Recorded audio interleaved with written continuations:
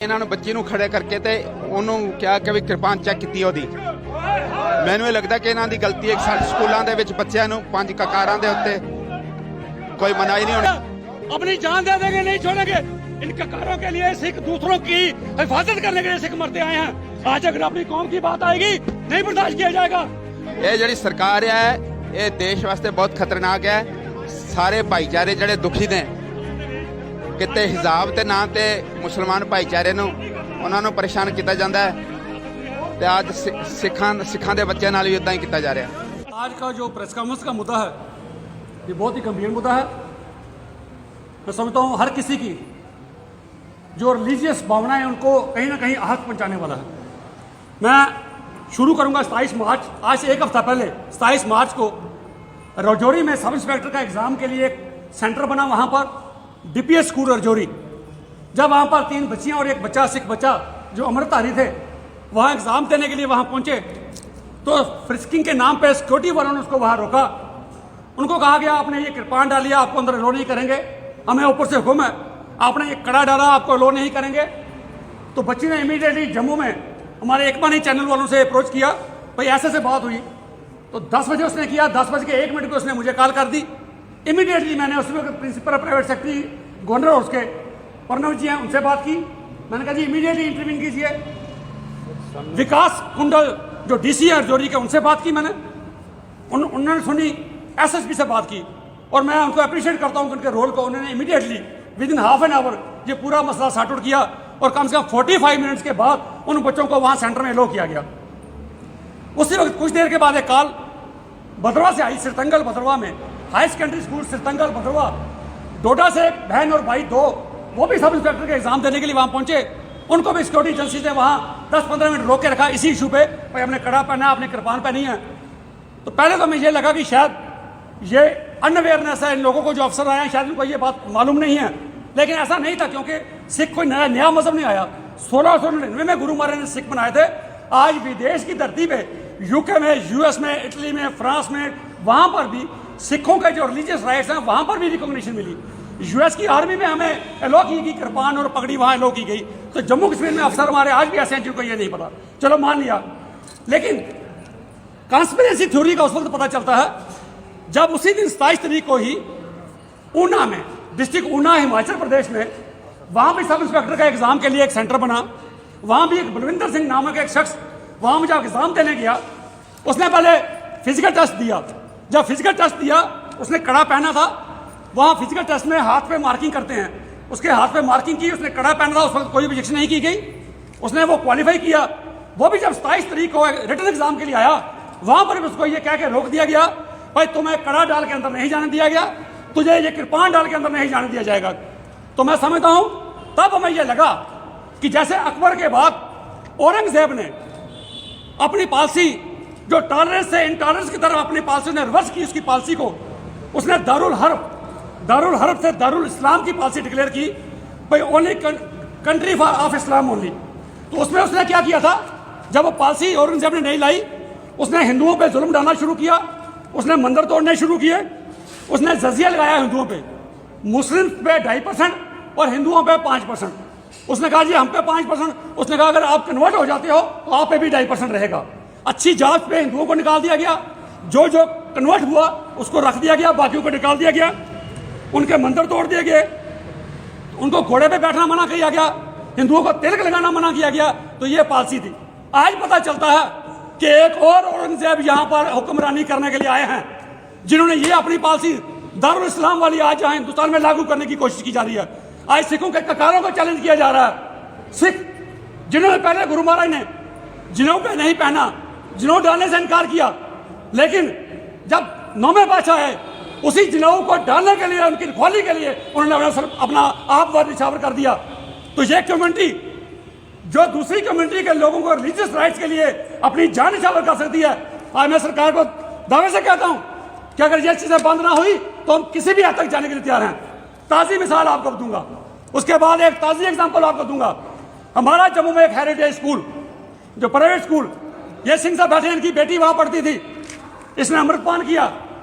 हर किसी को पता, दुनिया में हर शख्स को पता है सिखों के 5 ककार होते हैं, 5 ककार वो पहने होते हैं। और जो अमृतपान करते हैं सिख मर्द जो होते हैं वो पगड़ी बांधते हैं, छोटा दुमाला बांधते हैं या केसकी बांधते हैं, और औरतें दुपट्टा बांधती हैं और वो भी केसकी बांधती हैं। ये हमें एलो किया गया है। तो उस बच्ची ने अमृतपान किया था, उसको कहा गया कि तुमने ये कड़ा पहना है, ये कड़ा तेरा मोटा है, इसका साइज ठीक करो। फिर उसको कहा गया तुमने कृपान पहनी है, तू अपनी कृपान वो डाल के आएगी जो खुल ना सके।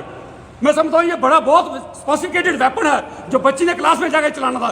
कहते हैं ये खुलनी नहीं चाहिए कृपान तेरी, वो कृपान पहन के आओ, तो तू सिर पे दुपट्टा रख के नहीं आ सकती। अब पेरेंट्स ने इन्होंने जाके कुछ बातें उनकी मान भी ली। इन्होंने कहा चलो हम ये भी मानते हैं कि कड़े का साइज छोटा कर देंगे, चलो ये भी मानते हैं कृपान छोटी कर लेंगे, लेकिन हम ये मानने के लिए तैयार नहीं कि ये बच्ची सिर नंगे आएगी, बच्ची सिर पे दुपट्टा रख के आएगी। उन्होंने कहा फिर आप टीसी ले जाइए, तो टीसी उसको दे दी गई, बच्ची स्कूल से निकल गई। आज बच्ची दूसरे स्कूल में दाखिल की गई। तो मैं सरकार से पूछना चाहता हूं, कौन सी डेमोक्रेसी की बात करते हो? कहां कहते हो सबका साथ सबका विकास? पहले हिजाब पे बातें करते हो, अब सिख कौम को आपने टारगेट करना शुरू किया, दुपट्टे उतारने अपने बच्चियों के शुरू किए, पगड़ी को चैलेंज करना शुरू किया, हमारे ककार को चैलेंज करना शुरू किया। मिट जाओगे, हमें मिटाने वालों याद रखो, नहीं छोड़ेंगे, स्कूल वालों को नहीं छोड़ेंगे। अगर इस किस्म की जातियां करोगे, हमारे जो एसेंशियल फेस हमारे रिलीजियस के, उनको चैलेंज करने की कोशिश करोगे, एक एक सिख मरने मराने के लिए तैयार हो जाएगा, नहीं स्पेयर करेंगे। आज इमोशनल होकर इसलिए बोल रहा हूं क्योंकि ये हमारे मजहब पर सीधा सीधा हमला है। एक बार नहीं, दो बार नहीं, 3 बार किया जा रहा है। हमारे पेशेंस को टेस्ट मत कीजिए, हम ये बर्दाश्त नहीं करेंगे, किसी भी हद तक जाने के लिए तैयार रहेंगे। तो ये मैं समझता हूं इनके फादर से भी एक बाइट ये भी जरूर कह दें कि इनके साथ क्या बीता, ब्रीज तो स्वीकार कर। हाँ जी, मैं ज़्यादा कुछ नहीं बोलना चाहूँगा। मैं सिर्फ ये कहना चाहूँगा कि जिन बच्चों को जो गुरसिख बच्चे बनना चाहते हैं, जो गुरसिखी की पालना करना चाहते हैं, आज वो बच्चे बहुत तंग हैं। वो स्कूलों में उनको ये प्रॉब्लम्स आ रही हैं कि ये सिर का कवर करके नहीं आना, लेगिंग पहन के नहीं आना, कपड़े इस तरह के नहीं पहने, कपड़े जो हमारे फंडामेंटल राइट्स हैं हमें वो मिलने चाहिए बिल्कुल। और कुछ बच्चे मेरी नॉलेज में इसलिए अमृतधारी नहीं हो रहे कि वो उनको स्कूलों में ये प्रॉब्लम आएगी, इसलिए हमें ये कल को ये लगता है कि हमारे बच्चों को तो गुरसिखी धारण ही नहीं करनी चाहिए। कोई माता पिता अपने बच्चों को गुरसिखी नहीं बनाएगा ताकि उनको कल हमारे बच्चे को ये प्रॉब्लम आएगी। इसलिए मैं आगे ये कहना चाहूँगा कि जो मेरी सरकार से भी ये दरख्वास्त है कि इस मसले में अपने इंटरवेन करे, जो भी नोटिफिकेशन कोई निकाले ताकि किसी और बच्चे को ये प्रॉब्लम ना आए। मैं लाइव चल रहे हैं।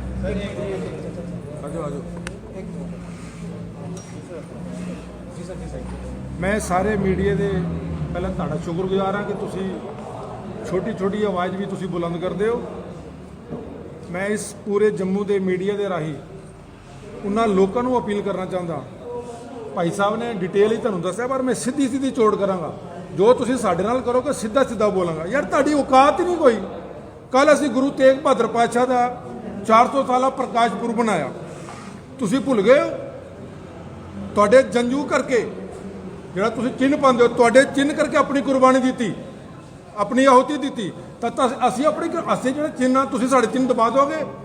ਇਸ ਹੈਰੀਟੇਜ ਪਬਲਿਕ ਸਕੂਲ ਦੇ ਪ੍ਰਿੰਸੀਪਲ ਨੂੰ ਸ਼ਰਮ ਦੇ ਨਾਲ ਡੁੱਬ ਕੇ ਮਰ ਜਾਣਾ ਚਾਹੀਦਾ। ਪਹਿਲੇ ਆਪਣੀ ਔਕਾਤ ਤੱਕ ਆਪਣੇ ਦਾਦੇ ਪੜਦਾਦਿਆਂ ਤੋਂ ਪਹੁੰਚ ਕਿ ਜਿਹੜਾ ਜੰਜੂ ਦਾ ਤੂੰ ਮਾਣ ਕਰਦਾ, ਤੇਰੇ ਜੰਜੂ ਬਚਾਇਆ ਕਿਨੇ? ਸਾਡੇ ਗੁਰੂ ਸਾਹਿਬ ਨੇ ਤੁਹਾਡਾ ਜੰਜੂ ਬਚਾਇਆ। ਤੁਸੀਂ ਸਾਡੇ ਨਾਲ ਧੱਕਾ ਕਰੋਗੇ, ਅਸੀਂ ਧੱਕੇ ਨਾਲ ਪੇਸ਼ ਆਵਾਂਗੇ। ਜੇ ਸਾਨੂੰ ਬਰਾਬਰ ਦਾ ਸ਼ਹਿਰੀ ਨਹੀਂ ਸਮਝੋਗੇ, ਅਸੀਂ ਆਪਣੇ ਹੱਕਾਂ ਲਈ ਲੜਾਂਗੇ, ਮਰਾਂਗੇ, ਆਪਣੀ ਪੱਗ ਨੂੰ ਵੀ ਆਜ਼ਾਦ ਕਰਾਂਗੇ, ਆਪਣੇ ਕਕਾਰਾਂ ਨੂੰ ਵੀ ਆਜ਼ਾਦ ਕਰਾਂਗੇ। ਜਿਹੜੇ ਕਕਾਰ ਤੁਸੀਂ ਸਾਡੇ ਗੁਲਾਮ ਸਮਝਦੇ ਹੋ, ਅਸੀਂ ਗੁਲਾਮ ਨਹੀਂ ਹਾਂ। ਅਸੀਂ ਇਸ ਦੇਸ਼ ਦੇ ਉਹ ਵਸਨੀਕ ਹਾਂ ਜਿਸ ਟਾਈਮ ਤੁਹਾਡੀਆਂ ਬਹੂ ਬੇਟੀਆਂ ਨੂੰ ਗਜਨੀ ਦੇ ਬਾਜ਼ਾਰ ਤੇ ਚੁੱਕ ਕੇ ਲੈ ਜਾਂਦੇ ਸਨ। ਮੈਂ ਅੱਜ ਤਾਂ ਬੋਲ ਰਿਹਾ ਕਿਉਂਕਿ ਬਾਰ-ਬਾਰ ਤੁਸੀਂ ਸਿੱਖਾਂ ਨੂੰ ਦਬਾਉਣ ਦੀ ਕੋਸ਼ਿਸ਼ ਕਰਦੇ ਹੋ।